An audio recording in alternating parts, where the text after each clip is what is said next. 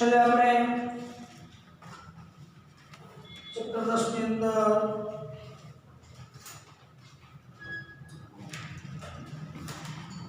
ધાન્ય પાકો ભણ્યા હતા. એમાં ઘઉં, જુવાર, બાજરી ભણ્યા હતા. એક ધાન્ય પાક બાકી છે, એનાથી આપણે આગળ ભણી લઈએ. એટલે આપણા ધાન્ય પાકો પૂરા, પછી કઠોળ વર્ગના પાક ભણશું. બરાબર. ધાન્ય પાકોમાં એક ધાન્ય પાક બાકી છે, એ છે મકા. ચેપ્ટર 10 કૃષિ, એમાં ધાન્ય પાકોમાં એક ધાન્ય પાક બાકી છે, એ છે મકાઈ. બરાબર.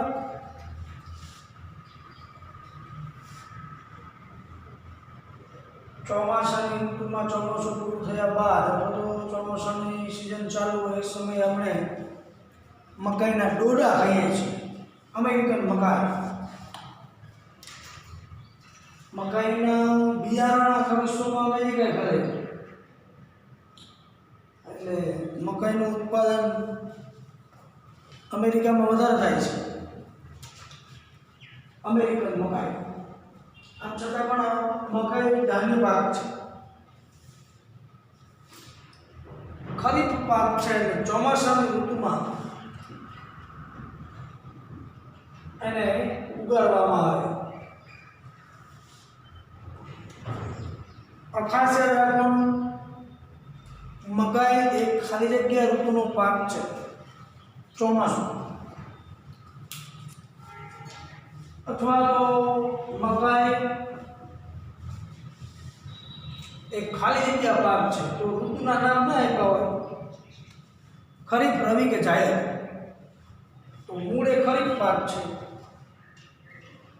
આખા વિશ્વમાં ડાંગર અને ઘઉં પછી સૌથી વધુ વાવેતર મકાઈના પાકનું થાય છે.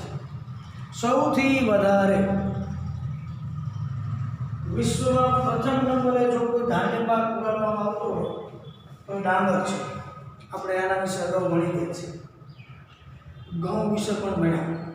બીજા નંબરે આખા વિશ્વમાં ઘઉંનું વાવેતર વધારે થાય બધા ધાન્ય પાકોની અંદર. એવી રીતે ધાન્ય પાકોમાં આખા વિશ્વની અંદર સૌથી વધુ વાવેતર ત્રીજા નંબરે થતું હોય તો એ મકાઈ છે. નીચેનામાંથી કયા પાકનું વાવેતર વિશ્વમાં સૌથી વધુ ડાંગર અને ઘઉં બાદ થાય છે? તો ડાંગર અને ઘઉં પછી સમગ્ર વિશ્વમાં સૌથી વધુ વાવેતર મકાઈના પાકનું થાય છે. એમસીક્યુનો પ્રશ્ન છે, ખાસ યાદ રાખી લો. એનાથી આગળ ડાંગરના પાકને એના અનુકૂળ જે સંજોગો છે, એ અનુકૂળ સંજોગોને ધ્યાનમાં રાખી તો પથરાળ અને ડુંગરાળ વિસ્તારો એમાં વધુ ઉગાડવામાં આવે છે.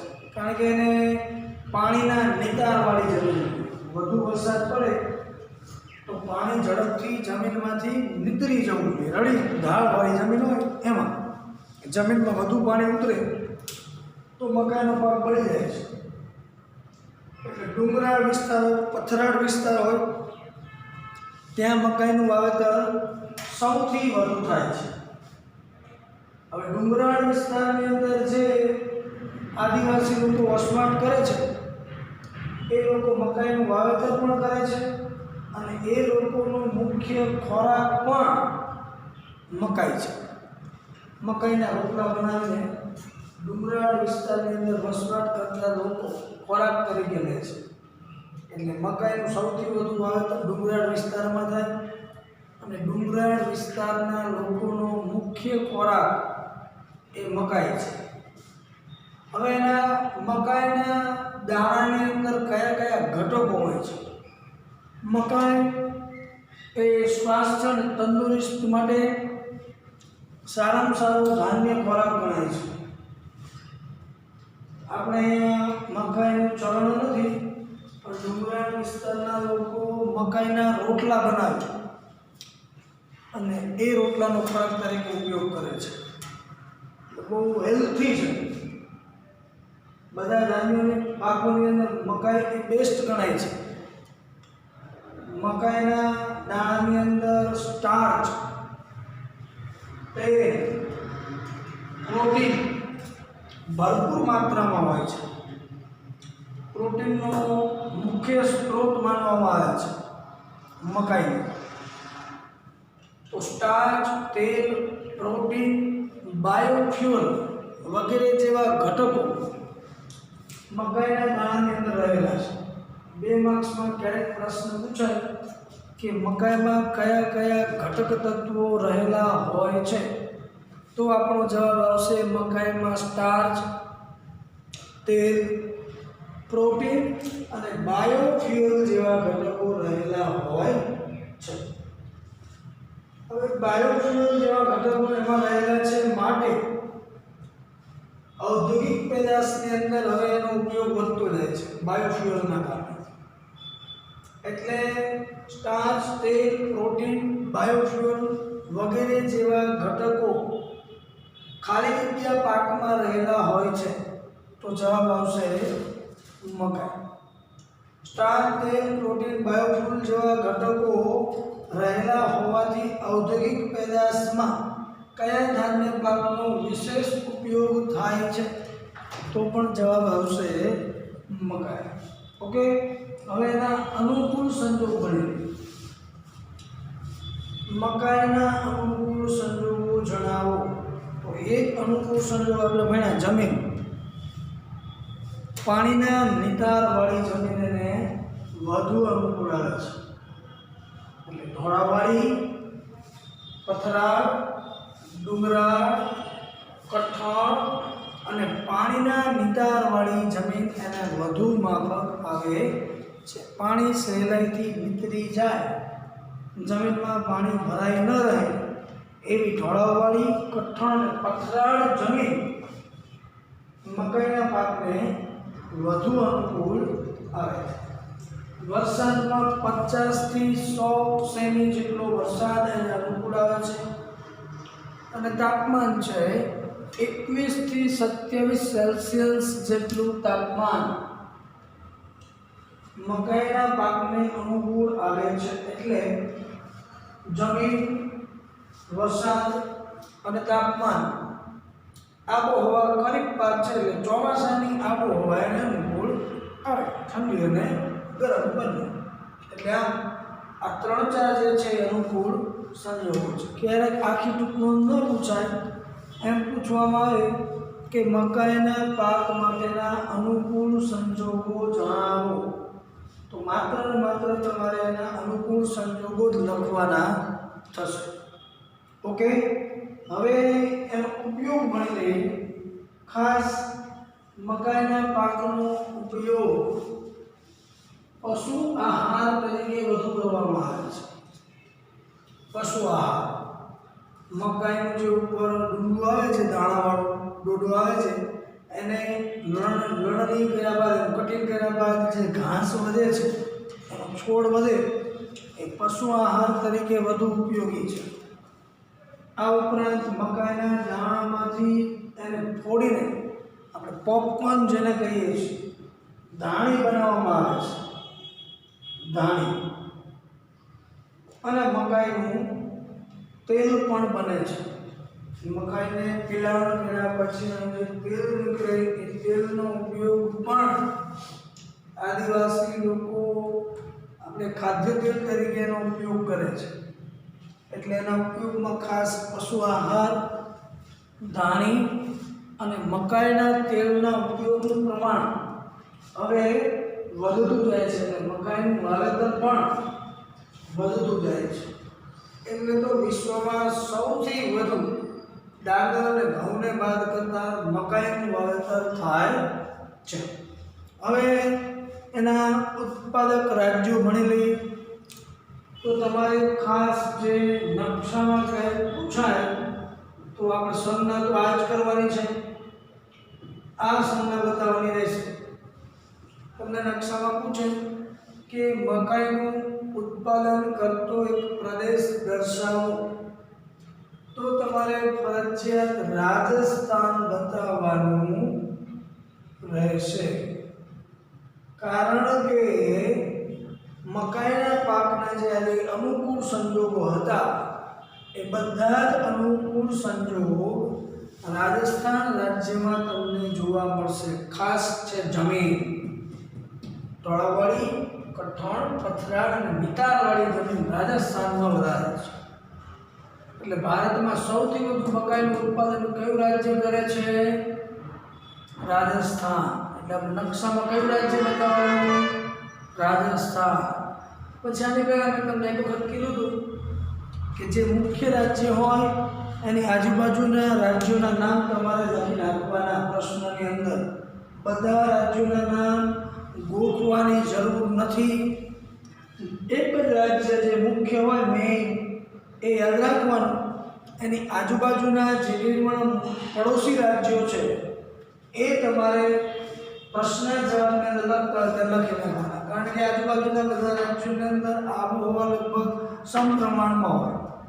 એટલે સૌથી વધુ ઉત્પાદન રાજસ્થાન, ત્યાર પછી ઉત્તર પ્રદેશ, મહારાષ્ટ્ર, ઓરિસ્સા, કાશ્મીર, બિહાર, હિમાચલ પ્રદેશ, ગુજરાત વગેરે જેવા રાજ્યો મકાઈનું વાવેતર અને ઉત્પાદન કરે છે. એટલે આ એના મુખ્ય ઉત્પાદક રાજ્યો હતા. ગુજરાતમાં ખાસ યાદ રાખી લેવાનું, ગુજરાતમાં પણ તમે જુઓ ઉત્તર પૂર્વના જે જિલ્લાઓ છે, ઉત્તર પૂર્વના જિલ્લાઓ એ અનુકૂળ સંજોગો ધરાવે છે. ઢોળાવવાળી, કાળી, કઠણ, પથરાળ અને પાણીના નિતારવાળી જમીન ગુજરાતના ઉત્તર પૂર્વના જિલ્લાઓમાં જોવા મળશે. તો એમાં આવશે પંચમહાલ, દાહોદ, સાબરકાંઠા અને અરવલ્લી. ઉત્તર પૂર્વના જે જિલ્લાઓ છે એ ખાસ યાદ રાખી લેવાના ગુજરાતમાં. ઓકે, પંચમહાલ એમસીક્યુનો ક્યારેક પ્રશ્ન પૂછાય કે પંચમહાલ, દાહોદ, સાબરકાંઠા અને અરવલ્લીમાં નીચેનામાંથી કયા ધાન્ય પાકનું વાવેતર વધુ થાય છે? તો આપણો જવાબ આવશે મકાઈ. ઓકે, અહીંયા આપણી મકાઈની ટૂંકમાં પૂરી. આ એક પ્રશ્ન આજે લખવાનો છે. લખવું હોય તો પેરેગ્રાફમાં લખી નાખજો. આજે એટલું ઓછું તમારે એક જ પ્રશ્ન છે એટલે આજે હોમવર્ક આપતો નથી. આવતીકાલે શનિવારે આપણો લેક્ચર છે એટલે હવે પછીના જે તેલીબિયાના પાક ચાલશે ત્યારે ભેગો મકાઈનો પ્રશ્ન આપી દઈશ. બરાબર? એટલે આજે હોમવર્ક આપતો નથી. ઓકે, હવે એનાથી આપણે આગળ ભણવું છે કઠોળ. કઠોળના પાક વિશે ડિટેલમાં ભણવાનું નથી, પણ એની જે મુખ્ય બાબત છે એ કઠોળના પાક વિશે આપણે ભણીએ છીએ. બરાબર? કઠોળ એ શાકાહારી લોકો માટે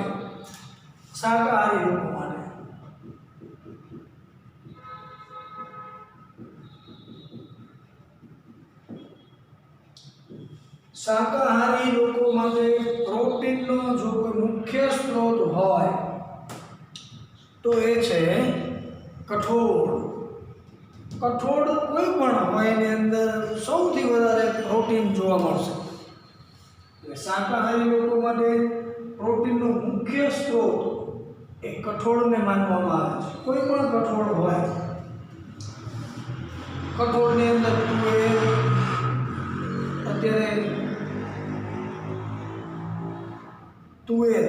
તુવેરના બીજ શિયાળામાં વધારે હોય. તુવેર અને ચણા આ બંને શિયાળામાં બંને તુવેર અને ચણા ખોરાક તરીકે લેવા એ સ્વાસ્થ્ય માટે બહુ ફાયદાકારક છે. એટલે તુવેર, ચણા, મગ, મઠ, વાલ, વટાણા, અડદ વગેરે જેવા કઠોળ વર્ગના પાક છે. આ બધા જ કઠોળ વર્ગના જે પાક છે આ બધા જ કઠોળની અંદર બેસ્ટ સૌથી વધારે માત્રામાં પ્રોટીન જોવા મળે. એટલે મગ, મઠ, ચણા, વટાણા આ બધા જે કઠોળ છે એ પલાળી અને બીજા દિવસે ફણગાવેલા જેને આપણે કહીએ છીએ. પલાળેલા બીજા દિવસે વહેલી સવારે ખૂબ જ ચાવીને નાસ્તા તરીકે લેવાય, શરીર માટે બહુ ફાયદાકારક છે. બેસ્ટ પ્રોટીનનો સૌથી વધારે મૂળ સ્ત્રોત કઠોળમાં રહેલો છે. એમાં પણ હવે આપણે એનું વર્ગીકરણ કરવાનું છે કે કયા કઠોળ વર્ગના પાક ખરીફ છે, કયા કઠોળ વર્ગના પાક રવિ છે. ખરીફ મતલબ આપણે અગાઉનો તફાવત ભણી ગયા, ચોમાસું. રવિ મતલબ શિયાળો. જે પાક શિયાળામાં ઉગાડવામાં આવે એને રવિ કહેવાય, જે પાક ચોમાસામાં ઉગાડવામાં આવે એને ખરીફ કહેવાય. ઓકે, આટલા બધા જે કઠોળ વર્ગના પાક છે એનું વર્ગીકરણ ખાસ કરવાનું છે. એમસીક્યુ પ્રશ્નની અંદર મહત્વનું છે કે કયા કઠોળ વર્ગના પાકને ખરીફ પાક કહેવાય, કયા કઠોળ વર્ગના પાકને રવિ પાક કહેવાય. તો એમાં તુવેર, અડદ, મગ અને મઠ એ ખરીફ પાક છે, મતલબ એને ચોમાસામાં ઉગાડવામાં આવે છે. તુવેરા, અડદ, મગ અને મઠ આ ચારે ચાર પાક ખરીફ છે. બીજું ચણા, વટાણા અને મસૂર, આ જે ત્રણ પાક છે એ શિયાળુ પાક છે, મતલબ એને રવિ પાક તરીકે ઓળખવામાં આવે છે. એટલે આજે 7 કઠોળ વર્ગના પાક જે છે એ 7 કઠોળ વર્ગના પાકને ખાસ ઋતુ પ્રમાણે આપણને ક્યારે ઉગાડવામાં આવે એની ખબર હોવી જોઈએ. આ બધું એક પ્રકારે આમ તો સામાન્ય જ્ઞાન છે, આપણા પ્રશ્નોની દ્રષ્ટિએ તો મહત્વનું છે, પણ આ સામાન્ય જ્ઞાન છે. એક પ્રકારનું ભારત ખેતી પ્રધાન દેશ છે. બીજું સ્વાસ્થ્ય માટે આ બધું બહુ ખૂબ જરૂરી છે. બધા જ પાક કયા પાકમાં શું રહેલું છે, ક્યારે એનો ખોરાક તરીકે ઉપયોગ થાય છે, કયા વિસ્તારમાં વધુ વાવેતર થાય છે, એના ફાયદા શું છે, આ એક પ્રકારનું સામાન્ય જ્ઞાન છે. આપણને એટલો ખ્યાલ હોવો જોઈએ કે કયું કઠોળ વર્ગ કઈ ઋતુમાં ઉગાડવામાં આવે છે અને કઈ ઋતુમાં એને ખોરાક તરીકે લેવું જોઈએ. ચણા, વટાણા, મસૂર એ રવિ પાક છે. તુવેર, અડદ, મગ, મઠ એ બધા ખરીફ પાક છે. બરાબર. હવે એનાથી આગળ જ્યાં પણ વધુ વરસાદ પડતો હોય એવા વિસ્તારમાં કઠોળ વર્ગના પાક ઉગાડવામાં આવતા નથી, કારણ કે કઠોળ વર્ગના પાકને વધુ વરસાદ માફક આવતો નથી. એટલે વધુ વરસાદ એને અનુકૂળ આવતો નથી, માટે ઓછા વરસાદવાળા વિસ્તારની અંદર લગભગ ભારત દેશની અંદર બધા જ રાજ્યોમાં એનું વાવેતર કરવામાં આવે છે. બરાબર. એટલે જ્યાં ઓછો વરસાદ પડતો હોય એવા ભારતના બધા જ રાજ્યોના બધા જ પ્રદેશોની અંદર કઠોળના પાકનું વાવેતર કરવામાં આવે છે. તો હવે પહેલું નામ મધ્યપ્રદેશનું છે, બીજું નામ રાજસ્થાનનું છે. તો સૌથી વધુ ભારતમાં કઠોળ વર્ગના પાકો કયા રાજ્યમાં ઉગાડવામાં આવતા હશે? મધ્યપ્રદેશ. આ બે રાજ્યો આપણે યાદ રાખી લેવાના, મધ્યપ્રદેશ અને રાજસ્થાન. ક્યારેક નકશામાં પૂછાય તો આપણો જવાબ મધ્યપ્રદેશ અને રાજસ્થાન રહેશે. મધ્યપ્રદેશ, રાજસ્થાન, ઉત્તર પ્રદેશ, મહારાષ્ટ્ર, ઓડિશા, બિહાર, આંધ્રપ્રદેશ, ગુજરાત વગેરે રાજ્યો કઠોળ વર્ગના પાકોનું વધારે વાવેતર કરતા રાજ્યો છે. બરાબર. બે યાદ રાખો, બાકીના પડોશી રાજ્યોના બે ત્રણ નામ લખી નાખવાના. હવે ગુજરાત ખાસ યાદ રાખવાનું છે એમસીક્યુના પ્રશ્નો તરીકે. એમસીક્યુના પ્રશ્નો તરીકે ગુજરાત આપણે ખાસ યાદ રાખવાનું છે. બરાબર. તો કે ગુજરાતમાં સૌથી વધારે અમુક કઠોળ કયા જિલ્લાઓમાં વધુ વવાય છે? તો ખાસ યાદ રાખવાનું છે આખા ગુજરાતમાં સૌથી વધારે તુવેરનું વાવેતર અને ઉત્પાદન વડોદરા જિલ્લો કરે છે.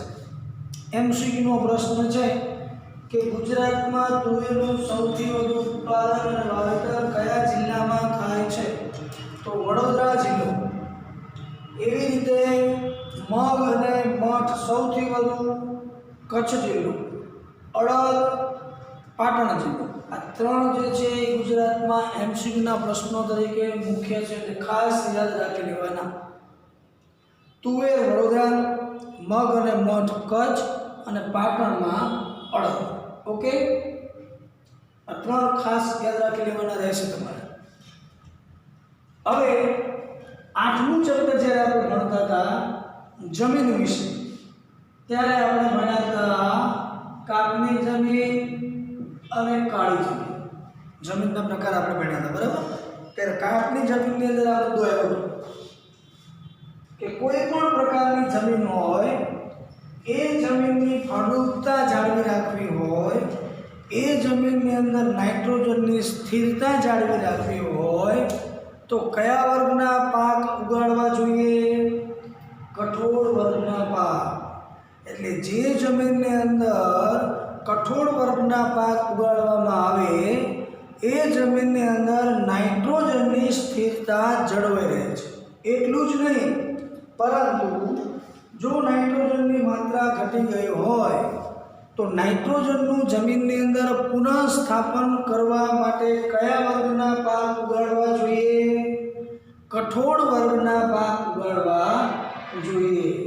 તો કઠોળના પાક દ્વારા નાઇટ્રોજનનું જમીનમાં પુનઃસ્થાપન થાય છે. એમસીક્યુનો પ્રશ્ન છે, ખાલી જગ્યા વર્ગના પાક ઉગાડવાથી જમીનમાં નાઇટ્રોજનનું પુનઃસ્થાપન થાય છે અથવા તો નાઇટ્રોજનની સ્થિરતા જળવાય છે. તો આપણો જવાબ આવશે કોઈ પણ કઠોળ તમે ઉગાડો તો એ જમીનની અંદર નાઇટ્રોજનનું પુનઃસ્થાપન થાય છે. એટલે ખેડૂતો જમીનની ફળદ્રુપતા જાળવી રાખવા માટે અને જમીનમાં નાઇટ્રોજનનું પ્રમાણ વધારવા માટે આંતરપાક તરીકે કઠોળ વર્ગના પાકને ઉગાડે છે.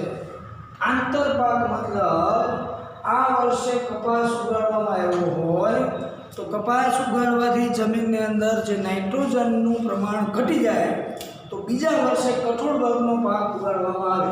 એટલે પાકની જે ફેરબદલી થાય એને આંતરપાક તરીકે ઓળખવામાં આવે છે. ક્યારેક એમસીક્યુના પ્રશ્નોમાં એવો પણ પ્રશ્ન પૂછાય કે ખાલી જગ્યા વર્ગના પાક આંતરપાક તરીકે વવાય છે.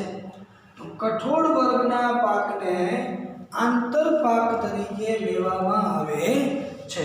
ઓકે, આ 2-3 એમસીક્યુના પ્રશ્નો હતા.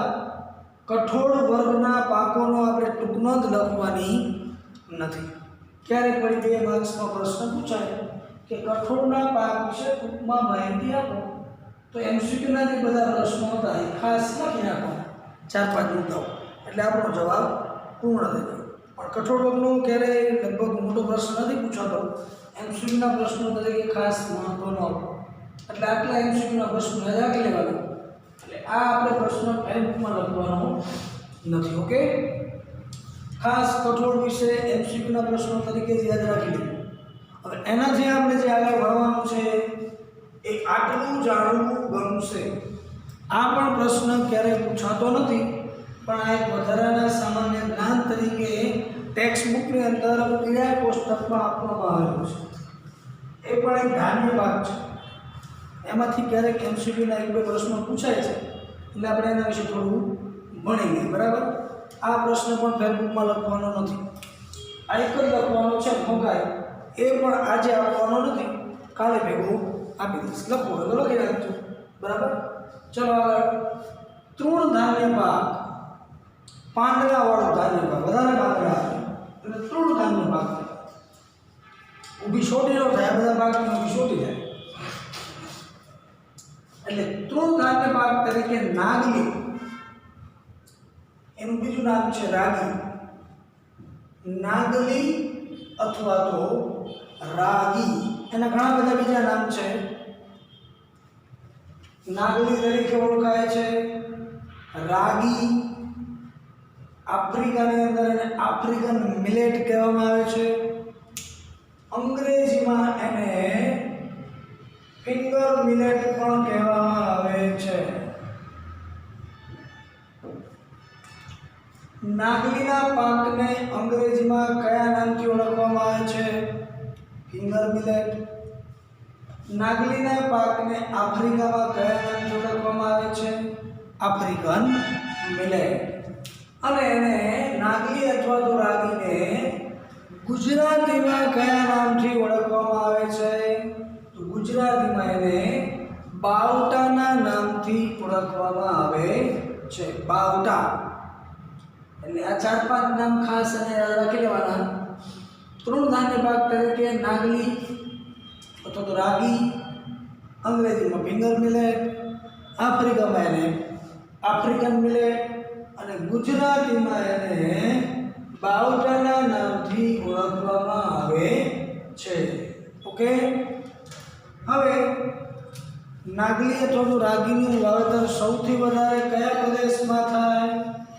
ડુંગરાળ પ્રદેશમાં સૌથી વધુ એનું વાવેતર થાય છે. ડુંગરાળ પ્રદેશમાં. એટલે મકાઈ જેવું જ થયું.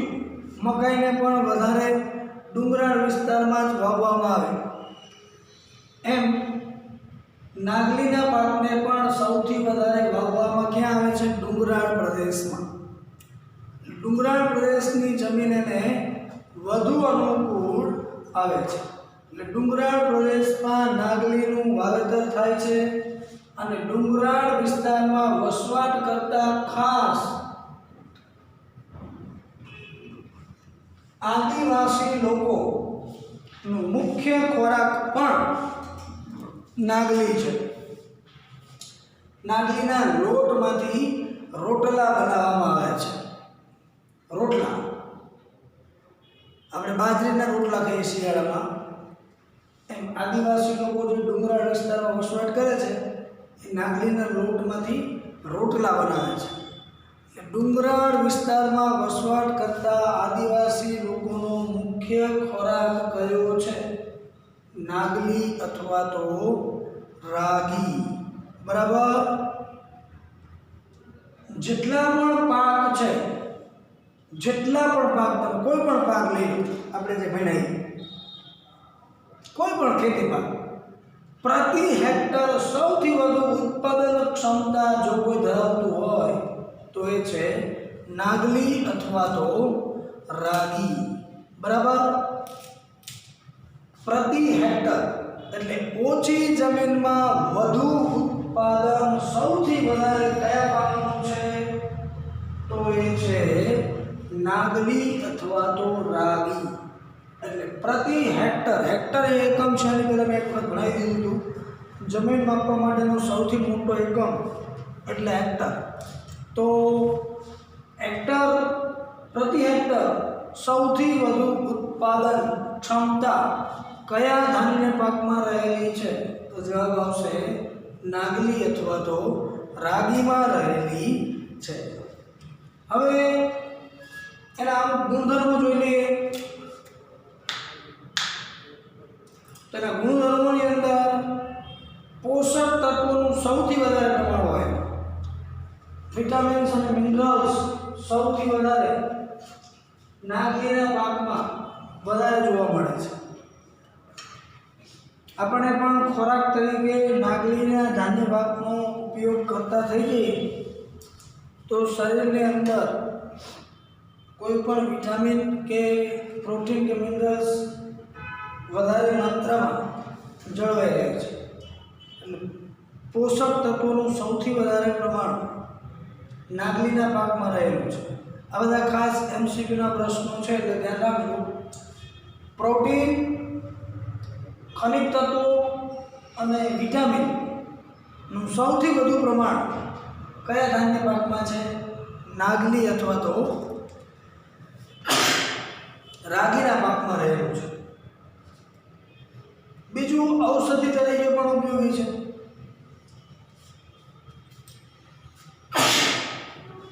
ઔષધિ તરીકે ખાસ ઉપયોગી છે. તો એમાં ખાસ રેસાની માત્રા વધારે છે. કયા પાકમાં રેસાની માત્રા વધારે હોય છે? તો નાગલીના પાકમાં રેસાની સૌથી વધારે માત્રા જોવા મળે છે. એટલે નાગલીના દાણાની અંદર રેસાની માત્રા સૌથી વધારે હોવાથી એનો ઉપયોગ ડાયાબિટીસ અને હૃદય ઉપયોગી છે. એટલે ડાયાબિટીસ અને હૃદય રોગને મટાડવા માટે કયા ધાન્ય પાકનો સૌથી વધુ ઉપયોગ થાય છે? તો જવાબ આવશે નાગલી અથવા તો રાગી. ઓકે, હવે એનાથી આગળ આપણે MCQ નો પ્રશ્ન, સૌથી વધારે કેલ્શિયમ અને આયર્નનું પ્રમાણ બધા ધાન્ય પાકોની અંદર નાગલીના પાકમાં વધુ જોવા મળે છે. એટલે કેલ્શિયમ અને આયર્નનું સૌથી વધુ પ્રમાણ, જેને શરીરમાં સાંધા દુખતા હોય, હાડકાં મજબૂત બનાવવા હોય તો કેલ્શિયમ ખૂબ ઉપયોગી છે. શરીરમાં જેટલું કેલ્શિયમ વધારે એટલા હાડકાના દુખાવા ઓછા. કેલ્શિયમની ખામી જણાય શરીરમાં એટલે હાડકાનો દુખાવો શરૂ થાય. દાંત મજબૂત બનાવે, હાડકાં મજબૂત બનાવે કેલ્શિયમ. તો એ કેલ્શિયમ અને આયર્નનું સૌથી વધુ પ્રમાણ નાગલીના પાકમાં રહેલું છે.